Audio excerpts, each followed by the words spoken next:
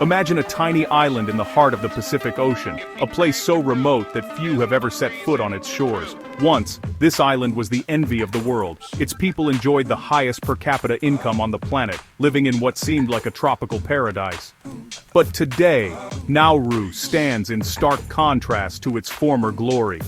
The nation is now among the poorest, its communities struggling with poverty, and its people facing a severe health crisis that threatens their very future.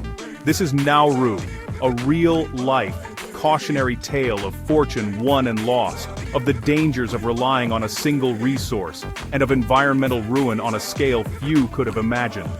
Nauru's story is a paradox. On one hand, it boasts stunning natural beauty, with turquoise waters and palm-fringed beaches. On the other, it bears the scars of profound man-made devastation, its interior left barren and lifeless.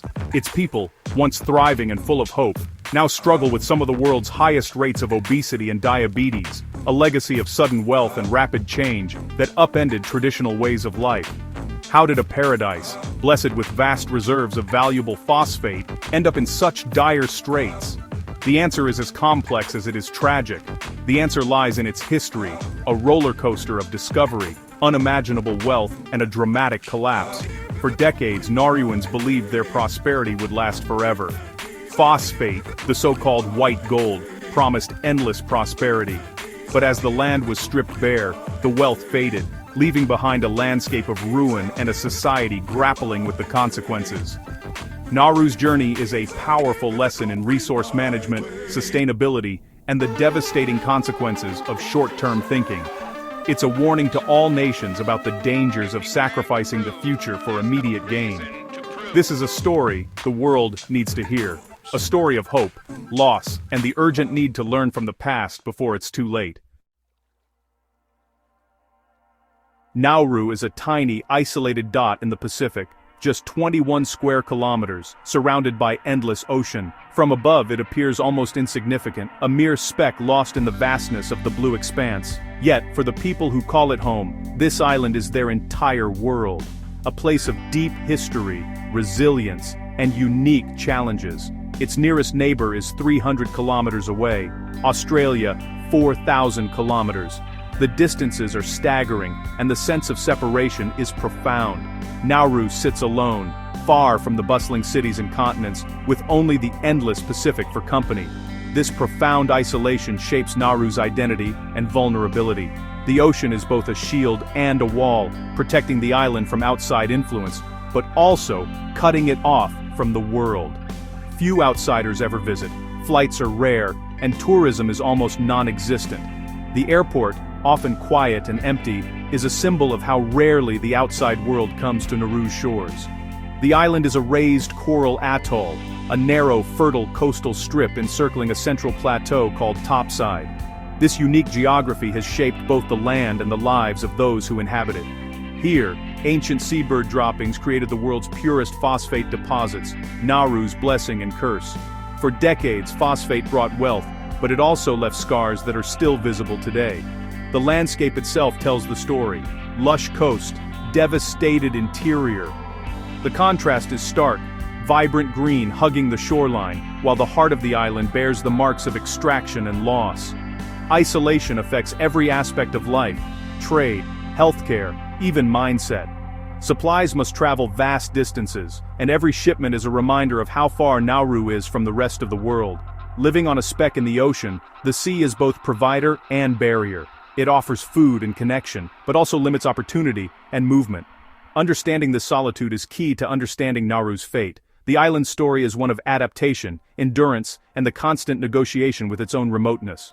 It is a nation defined by its remoteness, a place where the endless blue is both a boundary and a lifeline, shaping every moment of life on this remarkable island. Nauru has no official capital. Its tiny size makes one unnecessary. Government functions are spread across 14 districts, with Parliament in Yaren, the de facto capital. Life is decentralized. A single 19-kilometer road circles the island, connecting everyone. The entire country feels like a close-knit village. With just over 12,000 people, everyone knows everyone. family ties shape politics and society. Nauru relies heavily on Australia for defense and legal matters. It's a sovereign republic, but practical needs mean deep dependency. This balance of intimacy and reliance defines Nauru's unique character. The island's small scale is both its strength and its challenge. Sovereignty here is a delicate dance with necessity. Nauru is the most obese nation on Earth. Over 70% obese, 90% overweight. Diabetes and heart disease are rampant, overwhelming the fragile healthcare system. How did this happen? A cultural preference for larger bodies met a flood of Western junk food during the phosphate boom. Traditional diets of fish and vegetables were replaced by canned meat, noodles, and soda. Physical activity declined as mining replaced fishing and farming. The result?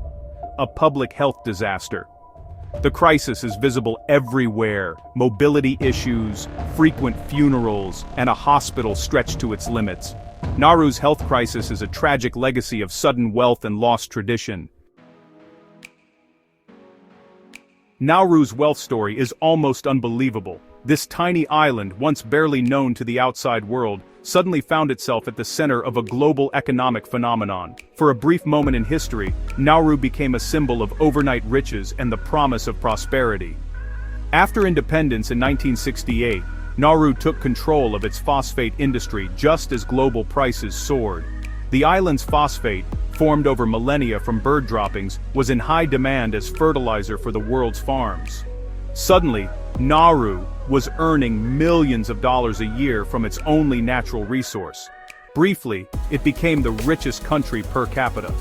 Ordinary Nauruans enjoyed luxuries that were unimaginable just a decade earlier. Imported cars, designer clothes, and lavish parties became part of daily life. The government set up a trust fund, providing free housing, education, healthcare, and cash handouts. Social services flourished, and the island's standard of living soared to heights never seen before in the Pacific. Luxury was everywhere: sports cars, shopping trips abroad, even a national airline with jets flying half empty. Nauruans traveled the world, and the island's tiny airport saw planes that rivaled those of much larger nations. But the wealth was built on a finite resource. The phosphate that brought so much prosperity was being mined at a staggering pace, with little thought for the future or the land left behind. Little was invested in a sustainable future. The trust fund was disastrously mismanaged and squandered on risky ventures.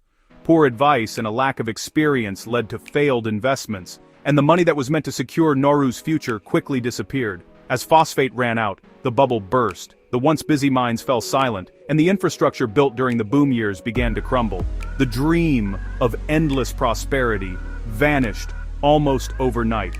Shops closed, jobs disappeared, and the island's newfound wealth evaporated. Nauru's story is a warning. Resource wealth can disappear in a flash.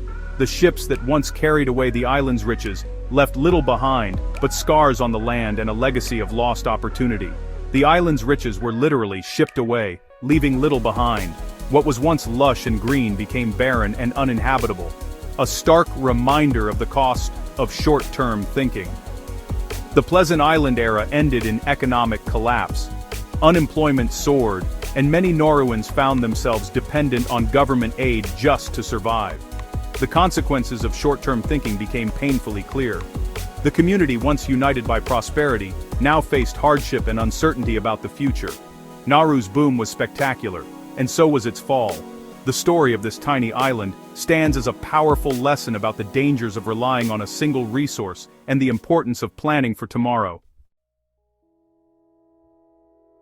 Phosphate mining devastated Nauru's environment. The central plateau, once lush forest, is now a wasteland of jagged limestone pinnacles. 80% of the land is unusable. No farming, no housing, no recovery. The island ate itself, sacrificing its future for quick wealth. The loss of forest changed the climate, increased drought, and damaged coral reefs. Traditional knowledge and culture tied to the land were lost. Today, people are squeezed onto the narrow coast, trapped between barren land and rising seas. Restoration is nearly impossible. The scale of damage is immense.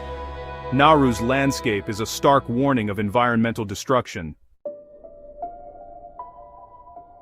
When the phosphate money dried up, Nauru was bankrupt. In desperation, it struck a deal with Australia to host offshore detention centers for asylum seekers. In exchange, Nauru received vital financial aid, its main source of revenue. The centers became the island's biggest employer, but at a moral cost. Conditions inside were harsh, drawing global condemnation for human rights abuses. Nauru became known as a remote prison island, trading sovereignty for survival. The arrangement brought economic stability, but deep social tension and international scrutiny. Journalists and aid workers were often barred, fueling secrecy and isolation. Nauru's identity shifted, from paradise to holding camp, a symbol of desperate measures. Today, Nauru is almost entirely dependent on imports, food, fuel, even water. The cost of living is high, fresh produce is rare and expensive. Most jobs are tied to government or the detention centers. Unemployment and poverty are widespread. Infrastructure is crumbling, and reminders of lost wealth, rusting cars, decaying buildings, dot the island. The health crisis and economic despair feed each other, creating a cycle of hopelessness. The healthcare system, funded by Australian aid, is overwhelmed by chronic disease. Yet the Nauruan spirit endures, family and identity remain strong.